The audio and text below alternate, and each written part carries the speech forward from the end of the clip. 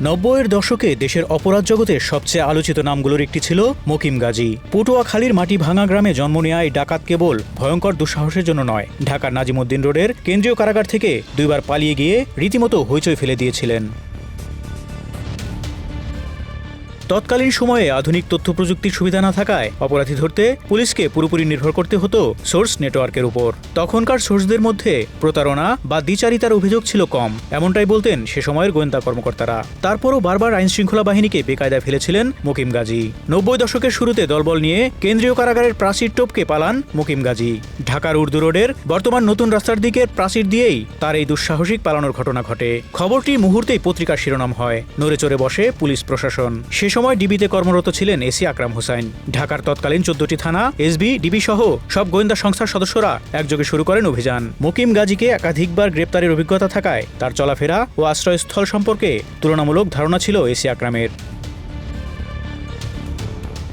পালানোর দিন দুপুরে খবর আসে ডেমরা থানার কোনাপাড়া এলাকার একটি ঝুপড়ি ঘরে অবস্থান করছেন জেল পলাতক মকিম গাজী।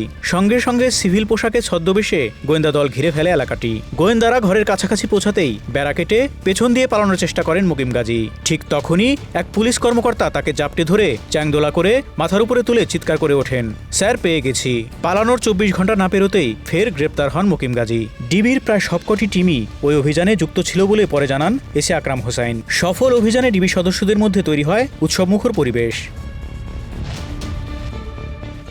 গ্রেপ্তারের পর কঠোর পাহারায় তাকে রাখা হয় মতিঝিল থানা হাজতে। রাতের খাবার হিসেবে ডাল রুটি দেয়া হলে পুলিশের উদ্দেশ্যে তিনি বলেন, মকিম গাজী ডাল রুটি খায় না, মোরগ পোলাও খায়। এই বক্তব্য পরদিন একাধিক সংবাদপত্রে ছাপা হলে তা নিয়ে তখন ব্যাপক আলোচনা হয়। ১৯৮৯ সালের দিকে আরেকবার তাকে গ্রেপ্তারের ঘটনা স্মরণ করেন এসি আকরাম। খবর ছিল মকিম গাজী মগবাজারের বটতলী এলাকায় একটি বাড়িতে লুকিয়ে আছেন। সন্ধ্যার আগে এলাকায় পৌঁছালেও নির্দিষ্ট বাড়িটি শনাক্ত করা যাচ্ছিল না। এক সময় এক পথচারীর কাছে নতুন ভাড়াটিয়া সম্পর্কে জানতে চাইলে তিনি দূরের একটি বাড়ি দেখিয়ে দ্রুত চলে যান। ঠিক তখনই এক স্থানীয় সোর্স ছুটে এসে জানান, এইমাত্র যিনি কথা বলে গেলেন তিনিই মকিম গাজী। মুহূর্তেই ছড়িয়ে থাকা গোয়েন্দা দলের সদস্যরা তাকে ধরে ফেলেন। পুলিশের কাছ থেকে তথ্য নিয়ে পালানোর এই কৌশলটি পরে বহুবার মনে করে একা একা হেসেছেন এসি আকরাম। হামিদ গাজীর ছেলে মকিম গাজী কিশোর বয়সেই নৌ ডাকাতির মাধ্যমে অপরাধ জগতে পা রাখেন। ধীরে ধীরে নিজেই গড়ে তোলেন শক্তিশালী ডাকাত দল। তার দলের পরিচিত সদস্যদের মধ্যে ছিলেন লাল গাজী, মোস্তফা কামাল, কাঞ্চন গাজী সহ আরও অনেকে। ঢাকায় তার প্রধান টার্গেট ছিল পুরান ঢাকার লালবাগ, সূত্রাপুর, কোতোয়ালি এলাকা ছাড়াও ধানমন্ডি, মতিঝিল ও রমনার মতো অভিজাত অঞ্চল। ঢাকার বিভিন্ন থানায় করা ১৩টি মামলায় মোট ১১০ বছরের কারাদণ্ড হয় মকিম গাজীর। প্রায় ৩০ বছর ধরে তিনি কারাগারে বন্দী। বিভিন্ন মামলায় রাষ্ট্রপক্ষ সাক্ষী হাজির করতে ব্যর্থ হওয়ায় কিছু মামলায় তিনি খালাসও পেয়েছেন। বর্তমানে কারাগারে থাকা অবস্থায় তার বয়স ৭০-এরও বেশি। কারাবিধি অনুযায়ী একাধিকবার তার নাম মুক্তির বিবেচনায় স্বরাষ্ট্র মন্ত্রণালয়ে পাঠানো হলেও ২ বার জেল থেকে পালানোর ইতিহাস থাকায় তাকে কখনোই মুক্তির জন্য বিবেচনায় আনা হয়নি।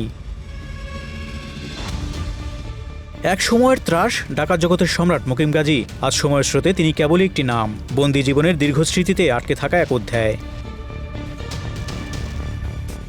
Desk report, Dhaka express.